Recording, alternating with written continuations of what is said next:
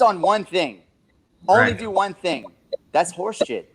Real estate. Yeah, you're looking right here, and there's big deals right here and there. Like, you're just missing out, man. So. Yeah, I focus just now. I do agree. You should master wholesaling and focus on wholesaling first because it gives you direct access to the best deals. If you were at my mastermind, you saw when I wrote that vertical V, the invert, that V, because it starts with direct to seller market, then it opens up into everything else, opportunities like land development, everything else, right? So you can't just be in wholesaling. If that's all you do is wholesaling, it's great that you should start off with that, but you have to understand that like you should be wholetailing. You should learn how to raise private money so you can flip properties. Then you should learn how to get into the land development game, right? Then you should learn how to do, rental properties. It's not necessarily going off in all kind of different directions because it's still in the same wheelhouse. It's not like you're going off and starting a whole nother business. There's so many different ways to make money in real estate, and you need to have at least 3 to 5 to 6 revenue streams to become a professional real estate investor. Otherwise, you're going to do like this when it comes to cash flow, right? Yeah. Because wholesaling is really hard. It slows down. Go ahead. I was going to say, we've realized this too. Wholesaling is one of our core focuses. We're also building a rental portfolio and doing some flips. We don't have a huge rehab team built out, so we've partnered on a couple other people that do. We've brought them the deal, partnered up, JV, do some wholesales or some flips that way. You don't have to do it all, like you said, but you can make strategic partnerships and start to scale your business that way. That's something we're trying to do. Talk about your team a little bit, Chris, because you don't have a huge team, do you? And you're doing all this stuff.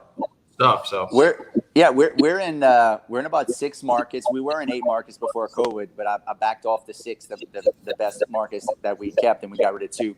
So we have 3 girls in the office in South Louisiana here in Lafayette that handle the rental. One handles the rental portfolio. One handles a lot of the online marketing that we do.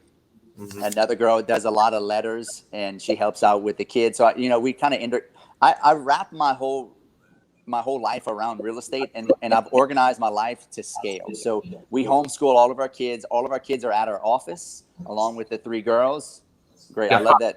I got 5 kids. Yep. So because I want to control their environment. I want to control everything so I can control, because school these days, it's like prison for kids, and now they're making them wear diapers, face diapers everywhere they go. It's ridiculous. So they what we do is we organize everything to where we can have the life we want. I control my kids' environment. We have 3 girls at the office. We have a teacher, a nanny, office girls that are running deal flow, marketing, letters, collecting rent. We have about 350 doors. We're looking to buy, a couple more parks here soon. I've been buying about a mobile home park almost every other month. So that those 3 girls handle. So the leads come into the office, then they get quarterbacked to the different partners that we have in the markets. And if you came to the mastermind, you'd probably talk to a couple of my partners that were at the mastermind. Okay. We just quarterback those leads from the main office, and we qualify them for motivation, equity, location. And if it's a good lead, we send it out to, our partner in Florida, or our partner in Alabama, or our partner in Baton Rouge, our partner in Lake Charles, Louisiana. And anything that's local where I'm at, I'll handle lead flow locally. And then I'm in charge of, going to see the mobile home parks. Anything that's multifamily, I handle all that. Unless it's really far away in Florida, then I'll get my partner to go look at it. You're doing the high-level acquisition stuff. That's what you love most, and that's what the CEO should be, as the high level. Yeah. All the multi-million-dollar projects, I can't send an acquisition guy that's just good at sales, that doesn't even own any properties. He doesn't know what he's looking at. Like, if you don't own, like all these guys saying, "Oh, you still working, Rood? Why are you not getting everybody to do that for you, dude?" Like you can't send a low-level guy to go talk to a high-level guy that owns millions of dollars of real estate. He's not going to take you serious. This is the secret to how I get all these deals. I'm in the trenches. I'm 39 years old. I'm young. I'm still going to go hustle. I'm trying to put it in now, right? Right. And who's going to negotiate it better than me, right? So my secret weapon is I bring my wife with me, and we look like a team.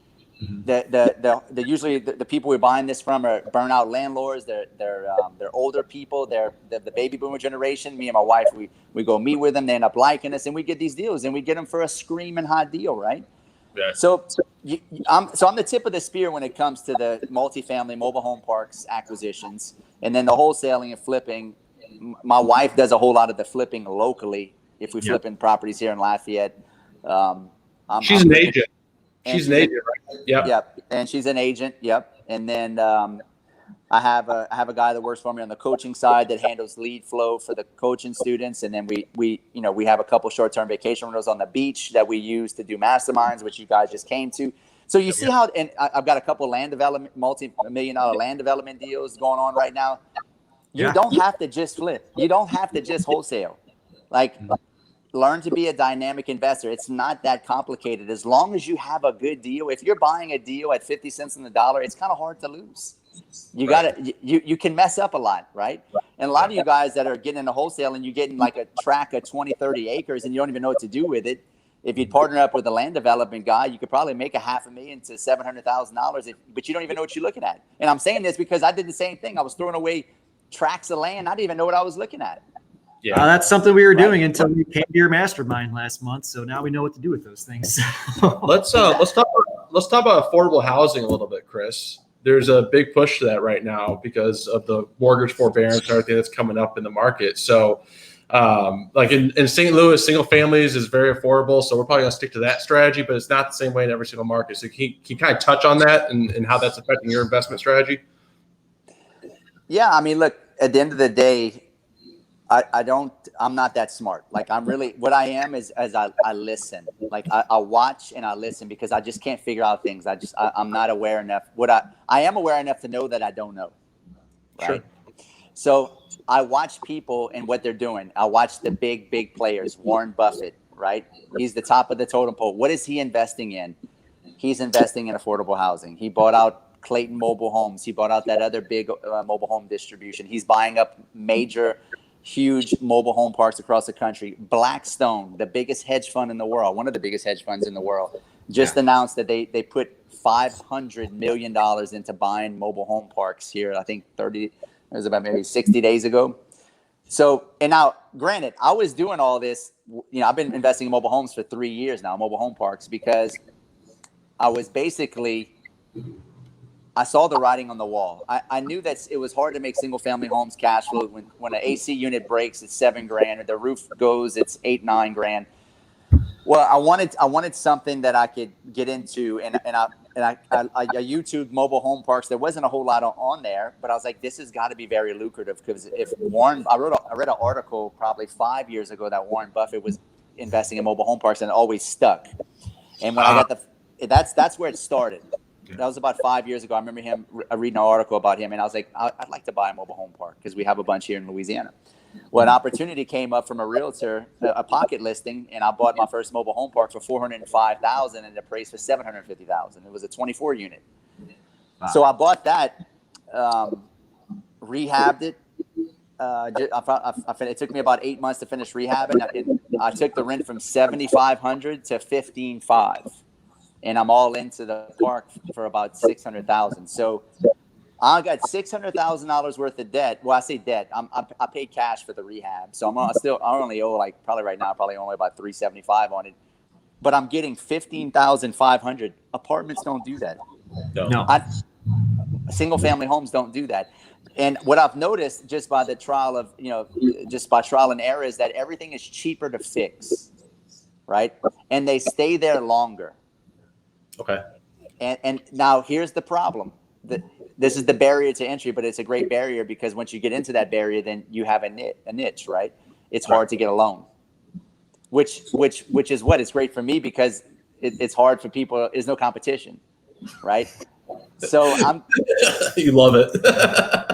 So I'm going around buying all these parks. Now, a lot of people locally who know me are trying to buy parks now because they see what I'm doing and nationally, but once you get hooked up with the banks, and the secret is it's not big banks to get loans. You have to build relationships with the smaller community banks and the family owned banks, and then once you're in with them, you're golden because then they see what the cash flow potential is on those. Chris, you mentioned that you paid cash for the rehab on that park. Do the banks not like to loan for the rehab money on these type of deals, or it's just cheaper to go that route? Well, I don't think I I don't think I'm trying to remember that deal. I mean, that deal was like 3.5 years ago. I bought that. I don't think they wanted to give me any more money because I didn't have to put any money down, by the way. That's the beautiful thing about smaller community banks. They'll work with you. I literally put zero money down in that park. Wow.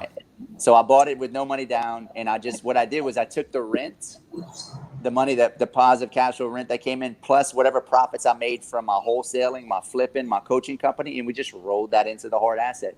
And you just keep rolling all your cash flow into your passive cash flow. And what happens is you actively will work yourself out of actively having to flip and wholesale because you got more passive income than you have active income. So the secret is to take all your active income, whatever it is, wholesaling, flipping, land development, coaching, brokerages, realtors, all the different wheels on the spoke, right? The spokes on the wheel of real estate investing. And you roll that into passive instruments, right? That spit out cash flow. And if you do that for long enough, you'll actively work yourself out of a job, right? Like you won't have you become financially, wealthy, right? And that's what I've done. And now, granted, I'm not financially where I want to be yet, but I know at the current trajectory that I'm doing, that eventually I won't have to literally I'll have more passive income than active income. And I think that's the goal for a lot of people.